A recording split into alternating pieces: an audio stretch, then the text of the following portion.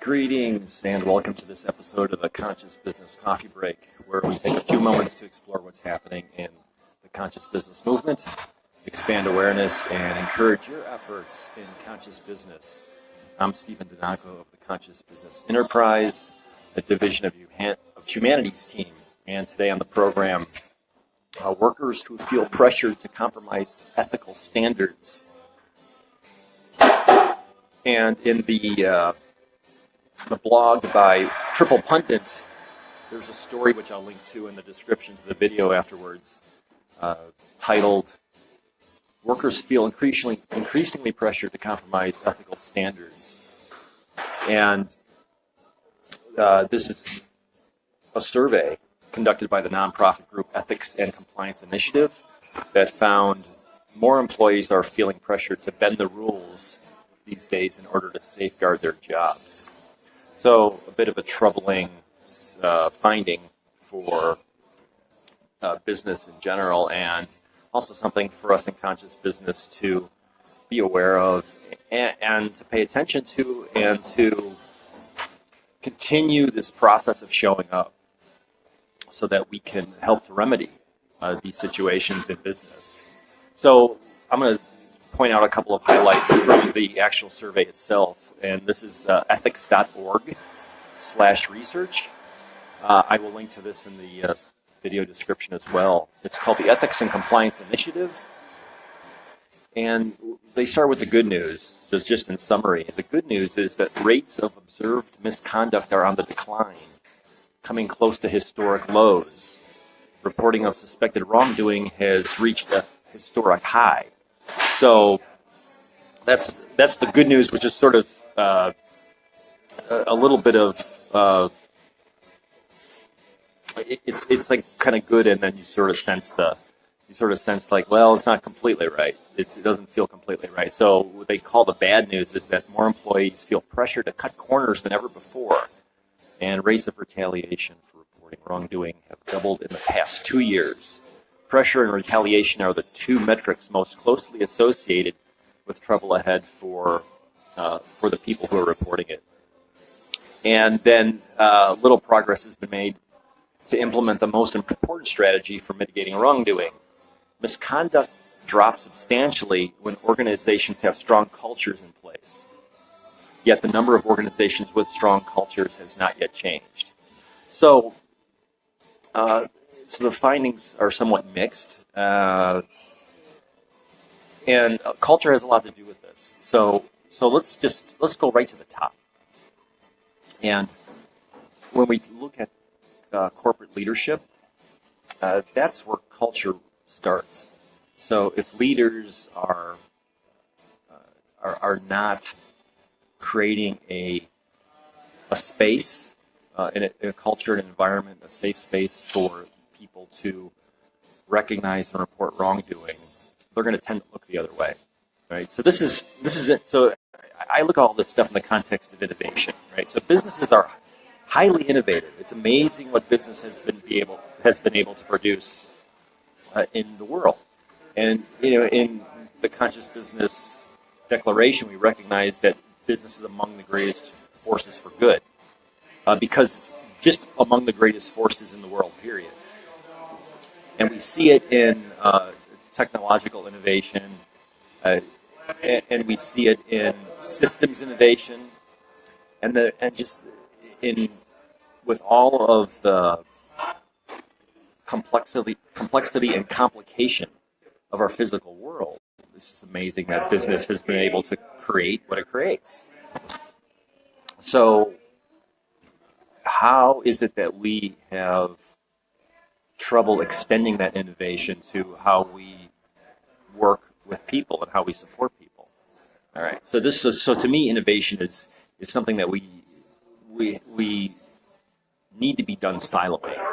That in order for us to be in a flourishing world, and for business really to evolve beyond the single-pointed focus on profit, but to also equally include the importance of environmental responsibility, social responsibility, and recognizing business as to serve a higher purpose, business must be innovative in all spheres, including its ethics.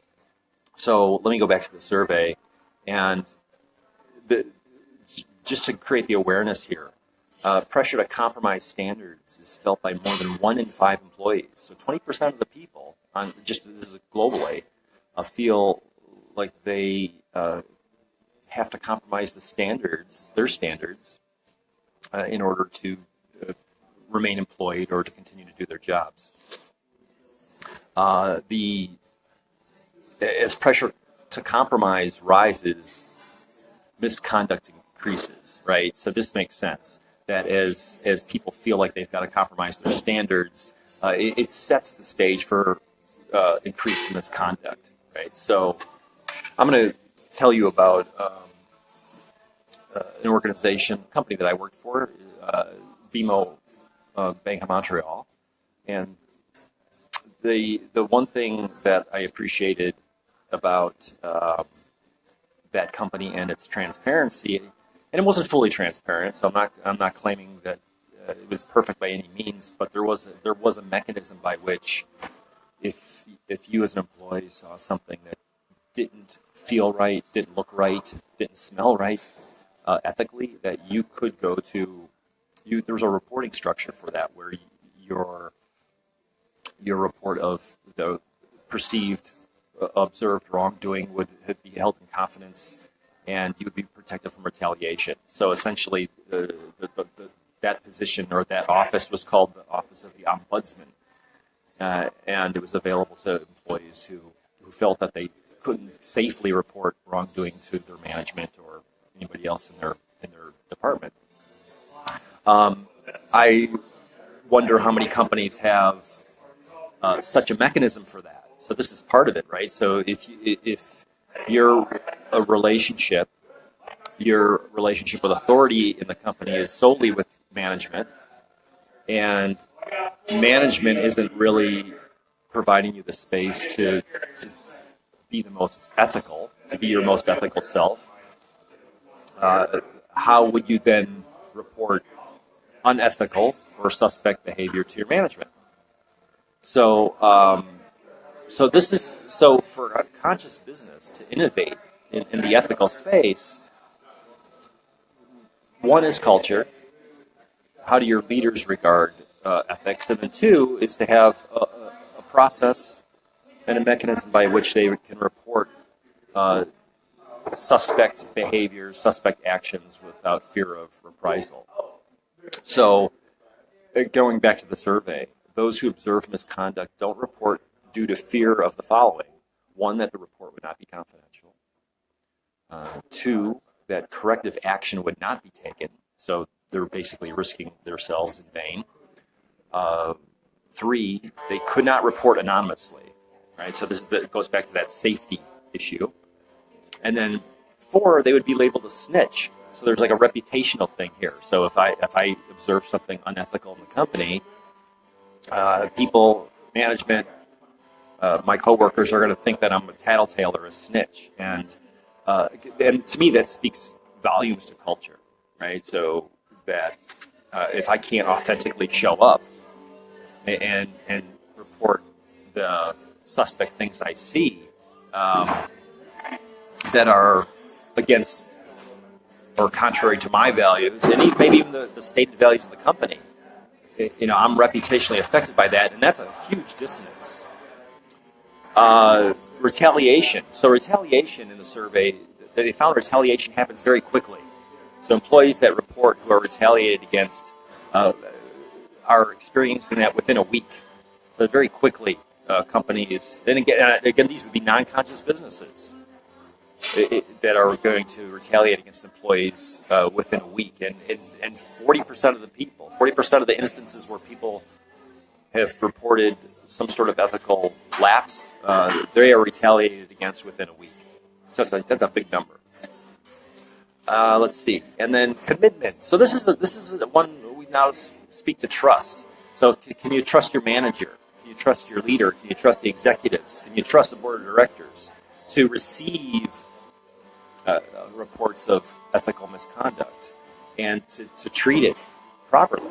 So supervisors build trust when they give feedback for ethical workplace conduct, right? So if your supervisors, if your management is providing people with feedback, with encouragement around the reporting of ethical lapses, people are more likely to trust that employee, or I'm sorry, that leader, that executive, and that just makes sense, right? So feedback is given to people. 84% of the workforce of employees will trust management and leadership. If feedback is not given at all with regard to ethical reporting of ethical violations, that trust number goes down to 16%. And then in half of the countries that reported in the survey, 1 in 4 or more employees do not hear managers voicing support for workplace integrity. So let me say that again.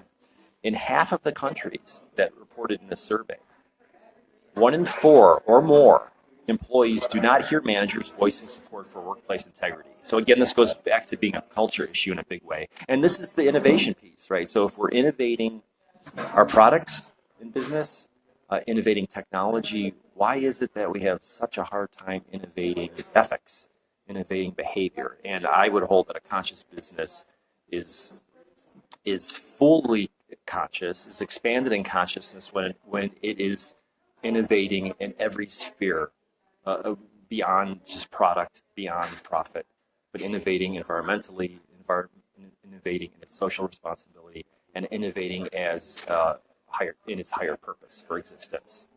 So that's the program today. I'm going to put these links into the description for the video, and very good to be with you all again.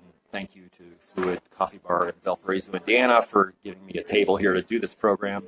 And I look forward to seeing you on Wednesday next week, 9 a.m. U.S. Central Time, for another edition of the Conscious Business Coffee Break. Have a great day, everyone.